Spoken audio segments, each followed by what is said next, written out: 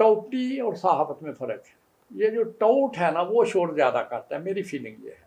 जब मैं सहाफ़त में था तो 3-4 लोग होते थे जो एजेंसी के मशहूर थे कि ये एजेंसी ने थोड़ा सा फीड कर दी है, तो वो शर्मिंदा होते थे। अब फ़ख्र से बताते हैं कि हमारा एक ताल्लुक़ है फ़लाँ के साथ, फ़लाँ के साथ। मैंने ये दुआ की थी कि अल्लाह ताला मेरे कलम से कोई काम दे। आप अपने किरदार की खुद हिफाजत करें, अल्लाह ताला आपकी मुहाफ़िज़ है।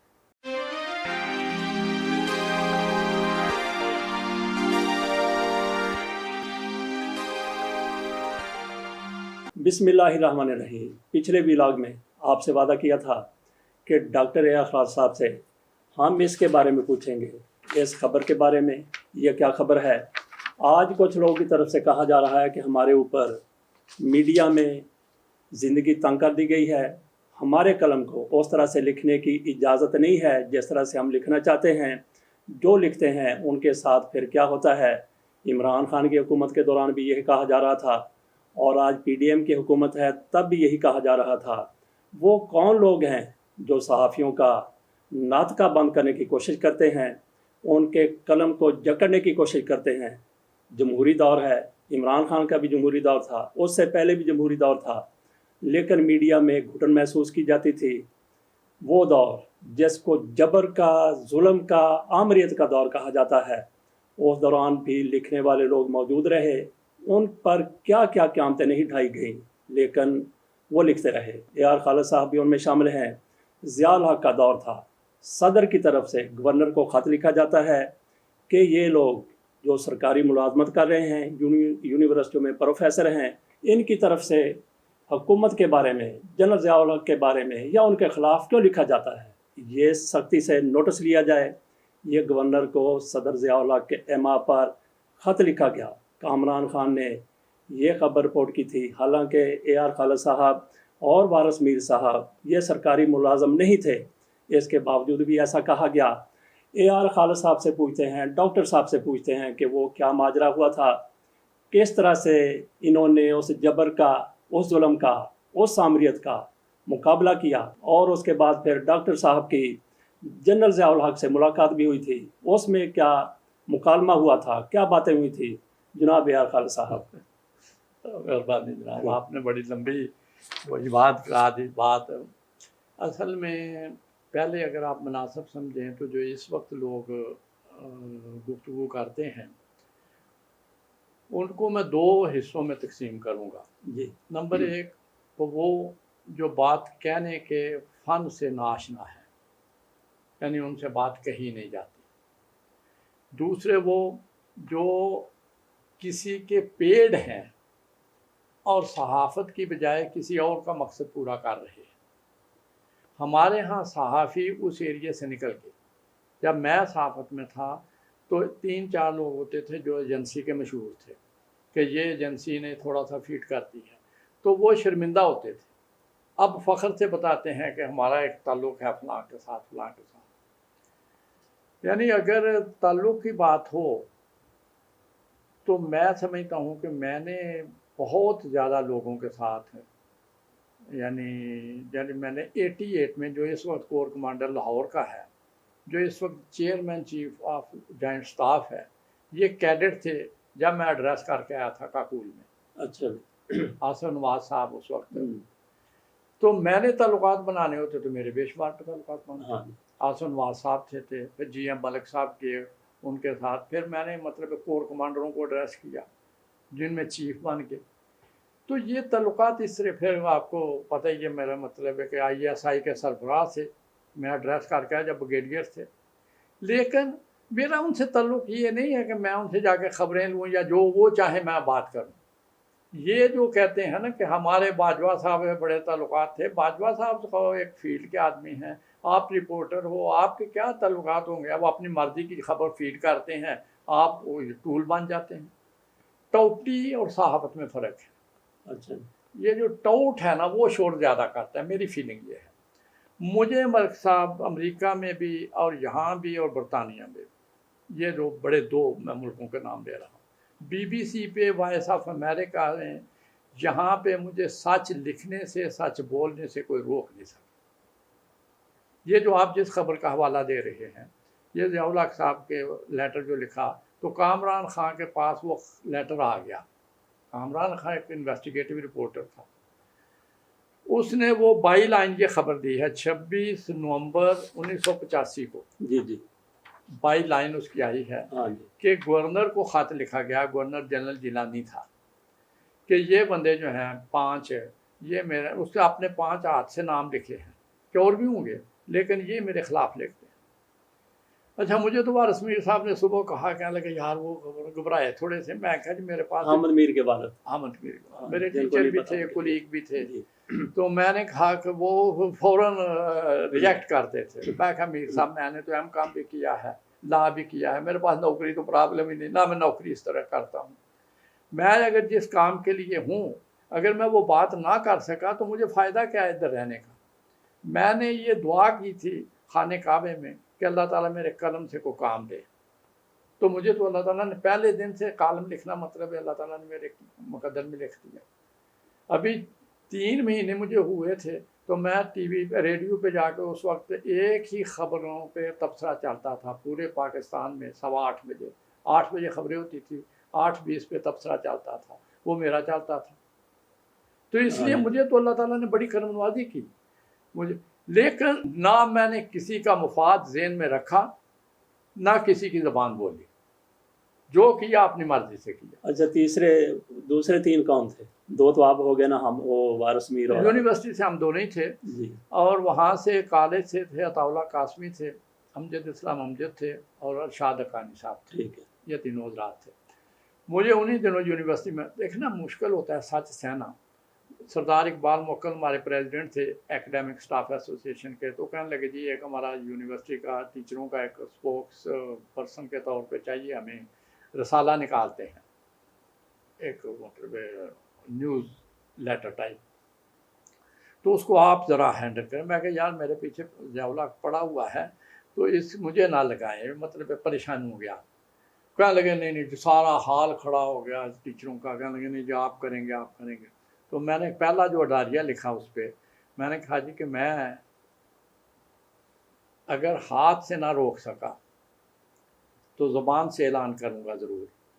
میں دل میں برا سمجھنے کے منصب پہ فائز نہیں ہونا چاہتا. وہ ایمان کا کمزور ترین درجہ، میں اس پہ نہیں جاؤں گا. ایک ہی چھپا تھا پھر نہیں نکلا تھا باقی لوگ نہیں سنبھال نہیں سکتے. یہاں پہ یہ جو کالم جس پہ ضیاء الحق نے مجھے بلایا تو وہ اتفاق سے مشرق میں چھپے تھے. دیکھتا ہے میں وائبا میں تھا لیکن وہ مشرق میں ضیاء الاسلام انصاری چیئرمین تھے پریس ٹرسٹ کے. تو مجھے انہوں نے کہا چیف ایڈیٹر بھی تھے ادھر. تو ضیاء الحق صاحب جب میرے ساتھ ضیاء الاسلام انصاری بھی گئے تھے، وہ مطلب ان کے اسپوکس مین تھے گورنمنٹ کے. تو کہنے لگے کہ جائے ایسے. ہم بیٹھے تھے، ہم کھڑے ہو گئے. تو کہنے لگے کیوں میرے خلاف لکھتے ہیں؟ تو میں نے کہا جی میں پاکستان کا صدر بننا چاہتا ہوں. ہاں ہاں ہاں ہاں ہاں ہاں ہاں وہ تو آپ نہیں بن سکتے. میں کہا کوشش کرنے میں کیا حرج ہے. پھر بیٹھ گئے. کوئی تھوڑا سا میں نے انہیں بجائے کہ وہ تابڑ توڑ حملہ کرتے، میں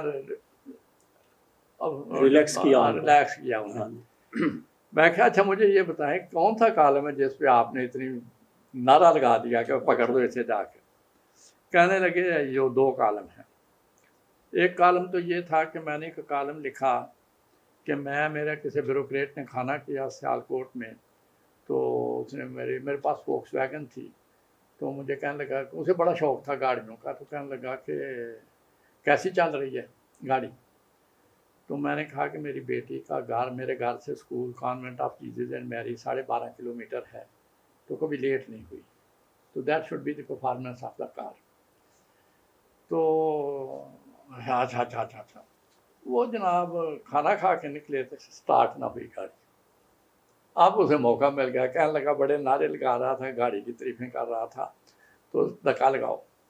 میں نے کالم یہاں سے شروع کیا کہ مجھے زندگی میں اگر کبھی امبیرسمنٹ ہوئی ہے تو اس بات پہ ہوئی ہے کہ میں کسی سے کہوں دھکا لگا دوں. اچھا. تو میں گاڑی کو بڑا صاف ستھرا رکھتا ہوں، انجن اس کا بڑا اچھا ہے، کوشش ٹھیک ہے، رنگ ہے، پالش کیتا ہے. تو میں سیدھا اپنے مستری کے پاس کیا، ریاض اس کا نام تھا مرحوم. تو میں نے کہا کہ ریاض صاحب دیکھیں آج بڑی امبیرسمنٹ ہوئی ہے.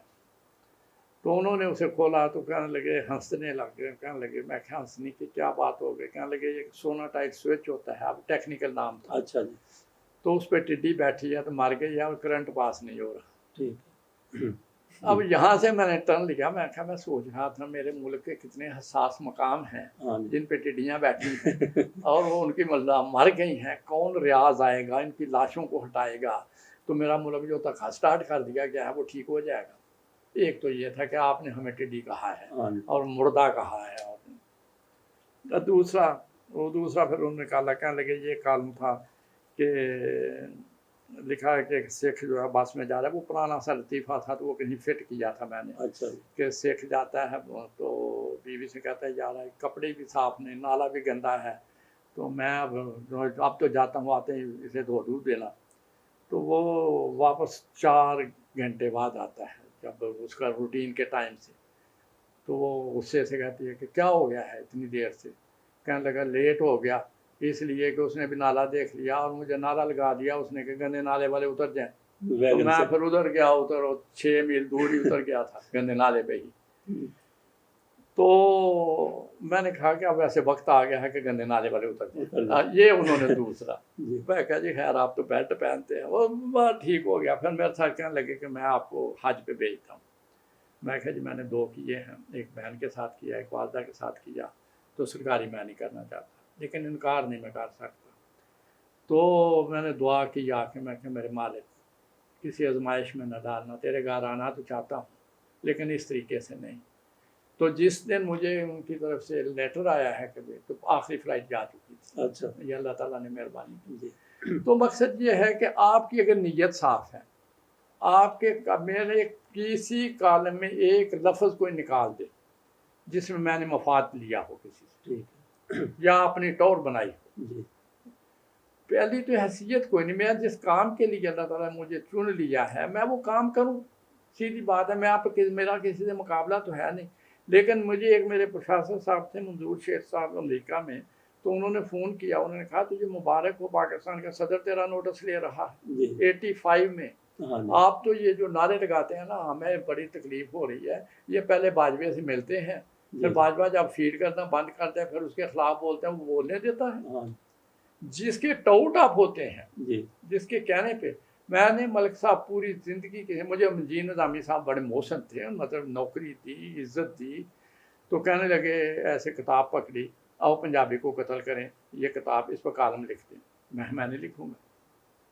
کہنے لگے کیوں؟ میں کہ میں اس سے ایگری نہیں کرتا، نہ میں رائٹر کو جانتا ہوں، آپ اس بندے کو خام خواہ ہوا دے رہے ہیں۔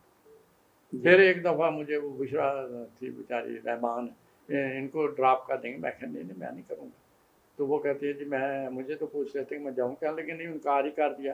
میں کہ جی میں کام نہیں کرتا، میں کیوں ایسا کام کروں جس میں مجھے اپنی کسی جگہ وضاحت کرنی پڑے؟ آپ اپنے کردار کی خود حفاظت کریں، اللہ تعالیٰ آپ کی محافظ ہے۔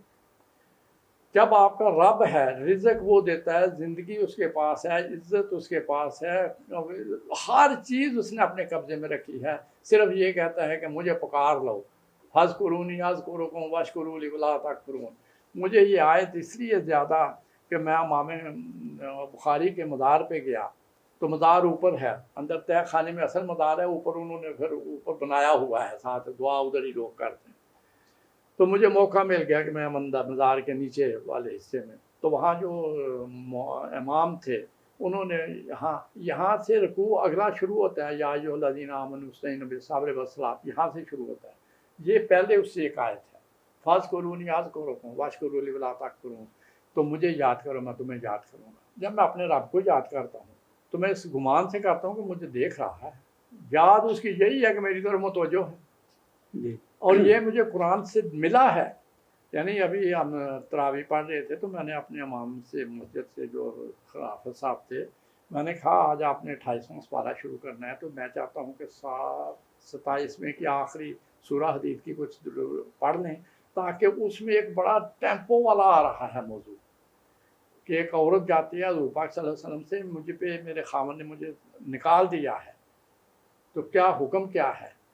تو اللہ قرآن اتار دیتا ہے، عام عورت، کہ میں آپ کا اور اس عورت کا تکرار دیکھ رہا تھا جی تو میں نے کہا کہ اس عورت پہ اللہ تعالیٰ کی نگاہ ہے اور پھر اسی جگہ قرآن نازل ہو جاتا ہے کہ یہ رسم ختم کی جاتی ہے.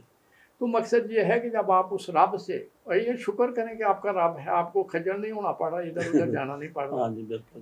تو جو بندہ اس پہ ایمان رکھتا ہے اسے ان کے کیا خوف ہونا. ہاں بالکل. ڈاکٹر صاحب بہت بہت شکریہ آپ کا.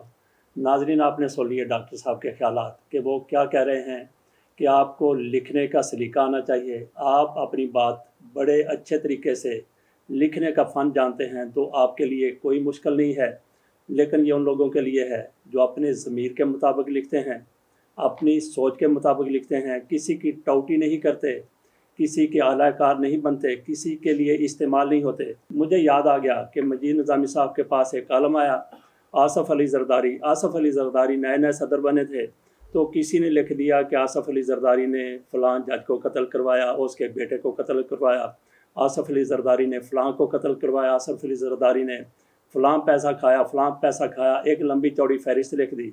نظامی صاحب نے وہ کالم ریجیکٹ کر دیا, اور وہی مجھے نظامی صاحب نے کہا کہ آپ اس کو ذرا بہتر کر کے لکھنے کی کوشش کریں. تو میں نے وہ سارا کچھ لکھا, لیکن اس سے پہلے میں نے یہ لکھ دیا کہ آصف علی زرداری صاحب پر یہ الزام ہے, یہ الزام ہے, اور اس کے بعد الزامات کی فہرست دے دی کہ یہ الزام ہے.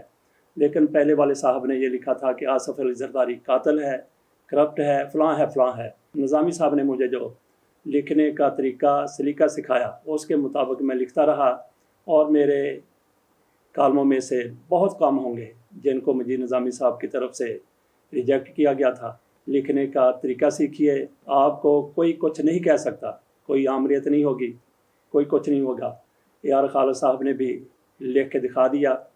اس کے ساتھ اجازت دیجیے. اللہ حافظ.